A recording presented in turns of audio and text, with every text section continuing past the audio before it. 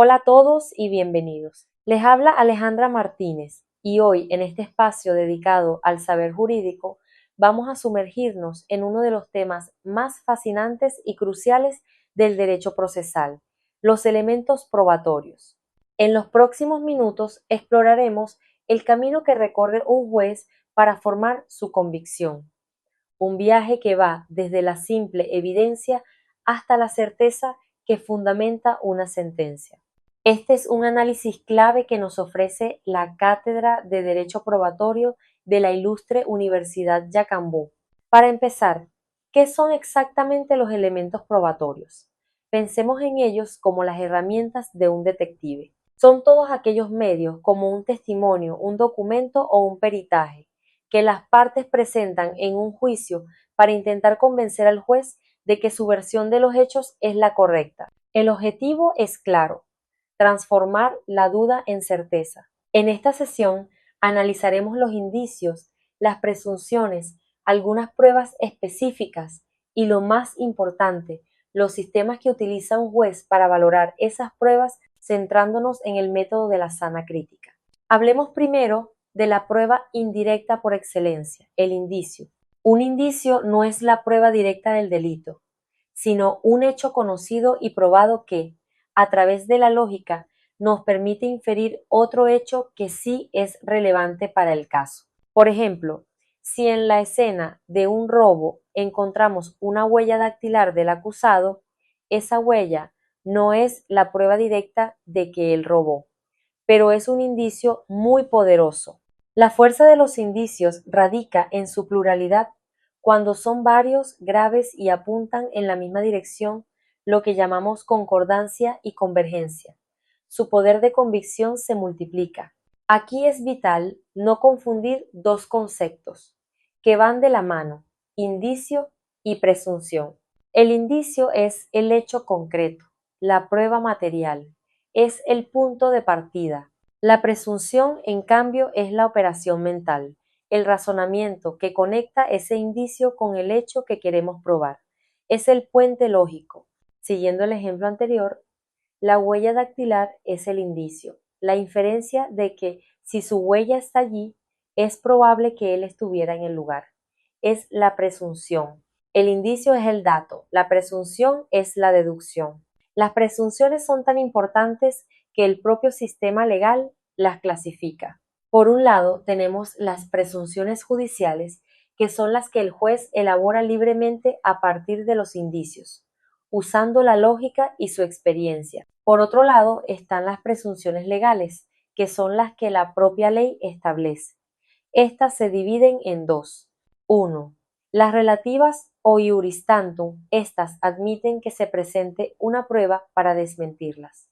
El ejemplo más claro es la presunción de inocencia. Se presume que eres inocente hasta que se demuestre tu culpabilidad.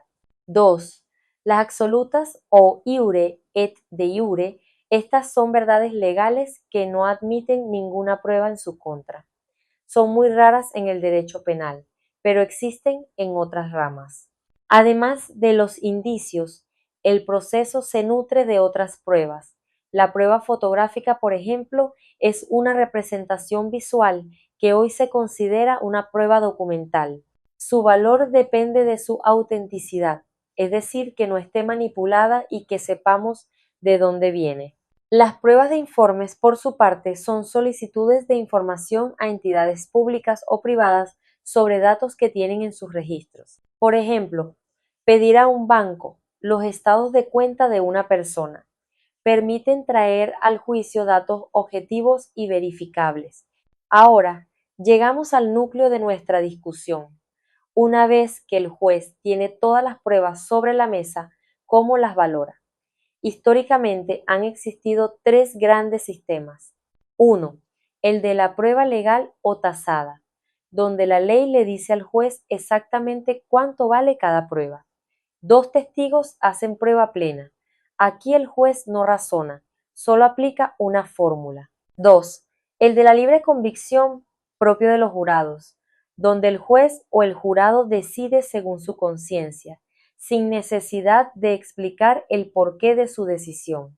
Es una valoración íntima y subjetiva. 3. Y, finalmente, el sistema que nos ocupa, la sana crítica. La sana crítica es un sistema intermedio, el equilibrio perfecto.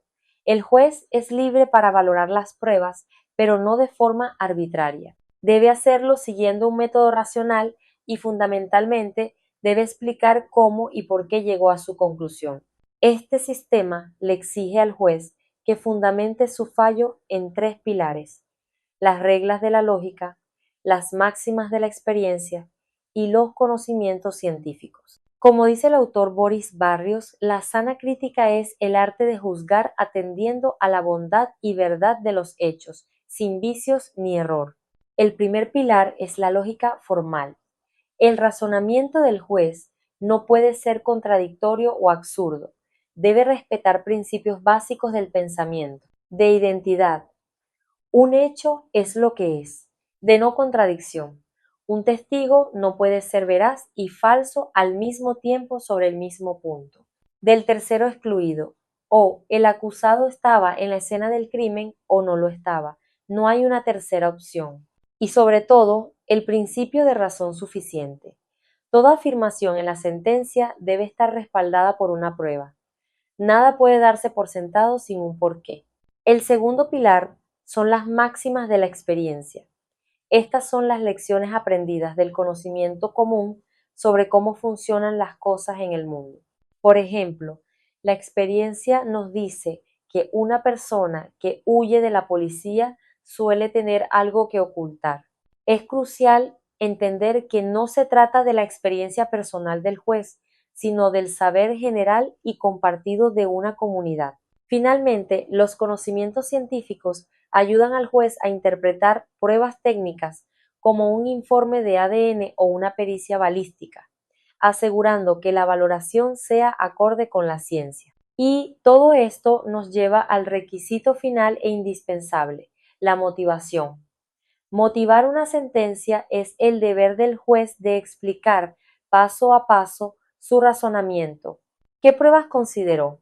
¿Por qué le dio más credibilidad a un testigo que a otro?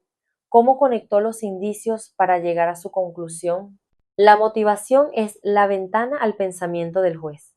Es lo que nos permite, como partes y como sociedad, controlar que su decisión no fue un capricho, sino el fruto de un análisis racional y justo.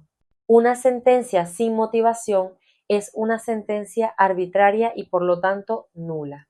En conclusión, el estudio de los elementos probatorios nos muestra que el proceso judicial es, en esencia, un ejercicio de reconstrucción y razonamiento. Hemos visto cómo los indicios y las presunciones actúan como herramientas lógicas, pero sobre todo hemos comprendido que el sistema de la sana crítica representa el ideal de justicia moderno, un sistema que confía en la libertad intelectual del juez, pero que le exige una responsabilidad fundamental, la de justificar sus decisiones de manera lógica, coherente y basada en la experiencia y la ciencia. Porque al final del día, una sentencia justa no es solo la que declara a un culpable o a un inocente, sino la que puede convencer a todos de que esa decisión fue el resultado de la razón. Gracias por acompañarme en este análisis.